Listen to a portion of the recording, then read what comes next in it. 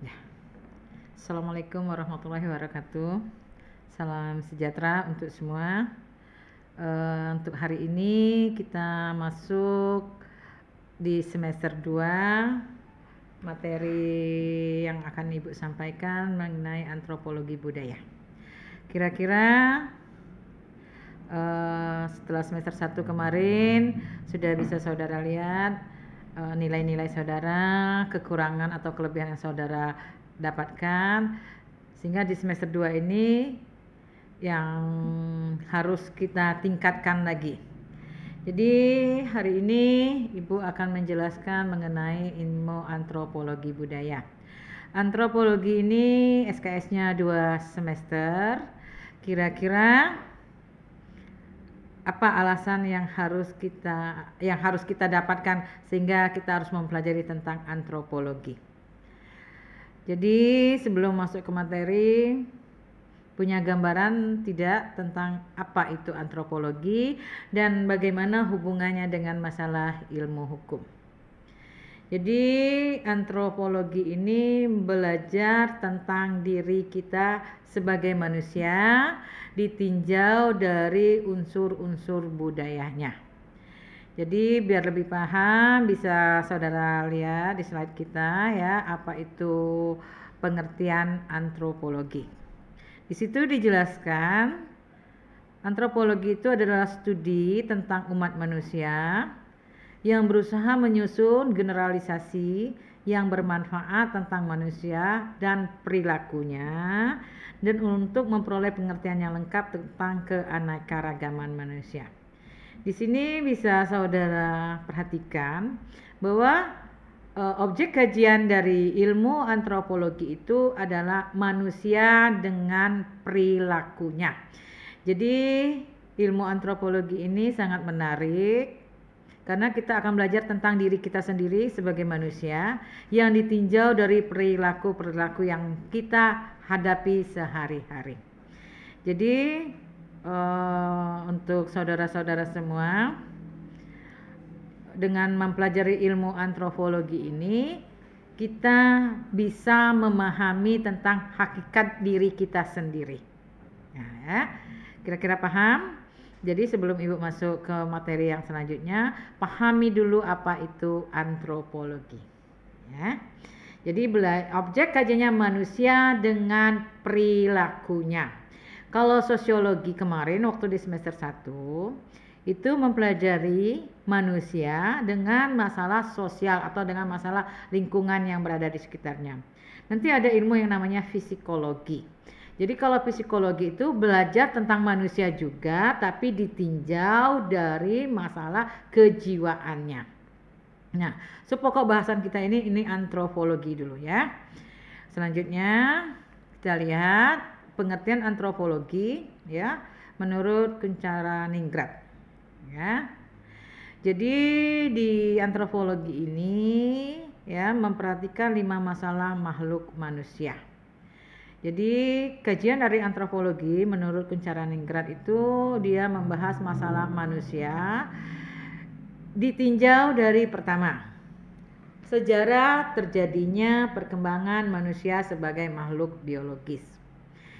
Jadi manusia, objek kajian kita lihat ya bagaimana asal usulnya manusia sebagai makhluk biologis. Yang kedua, sejarah terjadinya aneka warna makhluk manusia dipandang dari sudut ciri-ciri tubuhnya. Kita ketahui dalam berbagai bangsa, dari berbagai suku bangsa itu makhluk hidupnya terutama manusia itu mempunyai aneka warna kulit. Contoh, orang Indonesia punya kulit sawo mateng, orang Jepang punya kulit putih, orang Afrika itu kulitnya warnanya hitam. Nah, kira-kira menjadi bahan kajian kita, kenapa makhluk hidup yang namanya manusia itu ya memiliki aneka warna kulit? Apa penyebabnya? Apa alasannya sampai ini terjadi? Nah, ini kajian-kajian dari ilmu antropologi. Terus persebaran dan terjadinya aneka warna bahasa yang diucapkan manusia di seluruh dunia. Tidak hanya cakupan kalau dunia terlalu luas barangkali ya. Untuk Indonesia saja ya, yang terdiri dari berapa provinsi sekarang, sekitar 38 provinsi, itu bahasanya bermacam-macam. Nah, padahal satu suku, satu orang Indonesia, tapi mempunyai aneka warna bahasa yang diucapkannya itu yang berbeda. Nah, alasan kenapa ya terjadinya aneka bahasa ini apa penyebabnya? Ditinjau dari ilmu antropologi. Nah, ini bahan kajian-kajian yang akan kita pelajari di ilmu antropologi menurut definisi Kunchara-Ningrat. Terus yang nomor 4, perkembangan, persebaran, dan terjadinya aneka warna dari kebudayaan manusia di seluruh Indonesia. Jadi perkembangan saat ini di budaya-budaya di dunia itu sangat pesat terjadi penyebarannya. Di Indonesia saja yang sekarang ini masuk zaman tahun 2021, zaman milenial, itu budaya manusia yang ada di Indonesia khususnya itu jauh pesat terjadi. Contoh, kalau dulu zaman ngajar, masih awal-awal ngajar tahun 90-an, itu ibu sebagai dosen masih menggunakan hal-hal yang manual. Kita bisa misal masih nulis di papan, itu budaya, masih menulis di papan tulis, masih mencatat. Nah, sekarang kita lihat, sekarang yang kita buat itu tidak lagi hanya berbentuk, tapi kita hanya buka slide, kita sudah keluar semua materi. Ini lebih memudahkan kalau kita menggunakan dengan bijak. Ini artinya perkembangan kebudayaan manusia itu yang begitu pesat terjadi. Ini juga penyebabnya apa? Dan dampak positif negatif dari penyebaran kebudayaan yang begini pesat ini sebagai manusia itu apa untuk kita? Dan yang terakhir menurut antropologi dari Kunchara-Ningrat itu dasar-dasar dan aneka warna kebudayaan manusia dalam kehidupan masyarakat dan suku-suku bangsa yang tersebar di muka bumi. Jadi kita ketahui kebudayaan manusia ya, karena manusia sebagai pemakai kebudayaan itu ya, itu banyak macamnya, banyak warnanya, dan banyak hal-hal yang terjadi perubahan begitu pesat. Jadi di sini saudara ya sebagai mahasiswa mulai belajar memahami ya, mengambil kesimpulan nilai-nilai daripada kebudayaan manusia yang semakin hari semakin berkembang, tidak hanya di Indonesia tetapi di seluruh muka bumi ini, sehingga kita nanti bisa mengambil sisi positif dan negatif yang kebudayaan ada tersebut.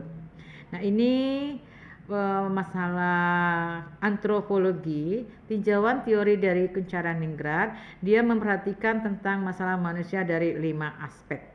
Kita kira-kira saudara ada yang mau didiskusikan di antara 5 ini, ada yang kurang paham atau sudah cukup jelas? Kalau sudah cukup jelas nanti kita lanjut di akhir sesi, nanti kita boleh diskusi. Nah, kira-kira seorang antropolog, karena antropologi itu ilmunya, manusia yang mempelajarinya itu namanya antropolog. Apa saja dari seorang antropolog itu yang dikerjakannya? Yang pertama ya, mempelajari manusia sebagai organisme biologis. Jadi di sini mempelajari asal usulnya manusia. Manusia ini terjadinya bagaimana? Kalau masih di SMA misalnya kita dari belajar biologi, terjadinya dari proses terjadinya manusia. Nah, antropolog itu mempelajari manusia dari dia tidak ada dan menjadi tiada. Ini pekerjaan seorang antropolog, yaitu ahli di bidang antropologi. Yang kedua, melacak perkembangan manusia menurut evolusinya. Jadi perkembangan manusia evolusinya asal usulnya. Misalnya kita orang Indonesia, asal usulnya nenek moyang kita ini dari mana? Nah, perkembangan manusia ini tugas dari seorang antropolog. Kemarin ada teori Darwin yang mengatakan bahwa manusia itu asalnya dari makhluk kera. Nah, ini tidak bisa kita simpulkan bahwa teori ini betul, teori Darwin ini, tapi harus kita pelajari dulu apa benar bahwa asal muasal manusia itu evolusinya itu dari seorang kera. Nah, ini tugas seorang antropolog. Yang ketiga, ya, meletakkan perhatian pada kebudayaan manusia atau cara hidupnya dalam masyarakat. Jadi antropolog itu mengerjakan, mengkaji, memahami tentang kebudayaan manusia dalam satu suku dan cara hidupnya dalam masyarakat bagaimana. Contoh misalnya saudara sebagai mahasiswa Stipada, dalam lingkup budaya hukum di sini. Nah, nanti pola pikir kita, cara kita memandang sesuatu hal itu biasanya disangkut pautkan dengan di mana kita hidup, bagian dari masyarakat tersebut. Nah, ini tiga tugas dari seorang antropolog yang bisa kita pahami. Karena antropolog ini orang yang ahli dalam ilmu antropologi. Paham? Kalau sudah kita lanjut lagi ya. Dari 3 tugas tadi ya. Nah, sekarang bagaimanakah antropologi itu bagaimana seorang ahli antropologi itu mengerjakannya? Atau kita hanya menentukan misalnya tadi mempelajari manusia sebagai organisme biologis. Oh, manusia itu lahir dari seorang bapak dan ibu sehingga melahirkan. Oh, tidak seperti itu saja, tapi menurut ahli ini bisa menguji hipotesis atau menjelaskan fenomena yang diamati. Jadi tidak hanya mengatakan bahwa makhluk hidup terjadi karena adanya perkawinan laki-laki dan perempuan sehingga menciptakan makhluk hidup yang lain. Tidak buat kesimpulan seperti itu saja, tapi harus diuji hipotesisnya, harus dirumuskan sehingga bisa menjelaskan fenomena yang kita amati. Kenapa bayi lahir, bagaimana proses terjadinya bayi tersebut, perkembangan biakannya, itu akan diteliti secara lebih mendalam. Selanjutnya kita dari penelitian itu menguji hipotesis, nanti kita akan menyusun hipotesis itu seobjek mungkin dan sebebas mungkin dari prasangka bias kebudayaan. Nah, yang Ibu jelaskan tadi seperti contoh misalnya ya, melacak perkembangan manusia menurut evolusinya. Mengatakan bahwa teori Darwin bahwa makhluk hidup berasal dari kera. Ya, tidak seperti itu saja, tapi harus dibuat hipotesisnya seobjek mungkin, sereal mungkin sehingga kita bisa mengambil kesimpulan bahwa makhluk hidup teori Darwin ini bisa kita sangkal karena ilmu pengetahuan itu sifatnya tentatif. Kalau ada pengetahuan yang baru, pengetahuan yang lama bisa menjadi tidak baik lagi. Itu namanya tidak boleh berprasangka atas kebudayaannya. Lanjut ya, hipotesis ya. Apa kira-kira definisi hipotesis yang menjadi bahan kajian daripada yaitu penjelasan sementara mengenai hubungan antara fenomena-fenomena itu definisi hipotesis. Nah, kira-kira untuk materi hari ini mengenai antropologi budaya ada yang perlu kita diskusikan atau ada yang perlu kita obrolkan, nanti boleh kita nanti diskusi. Kalau memang sudah cukup jelas untuk hari ini kita cukupkan dulu sampai di sini. Insyaallah nanti kita ketemu minggu depan. Wassalamualaikum warahmatullahi wabarakatuh. Terima kasih.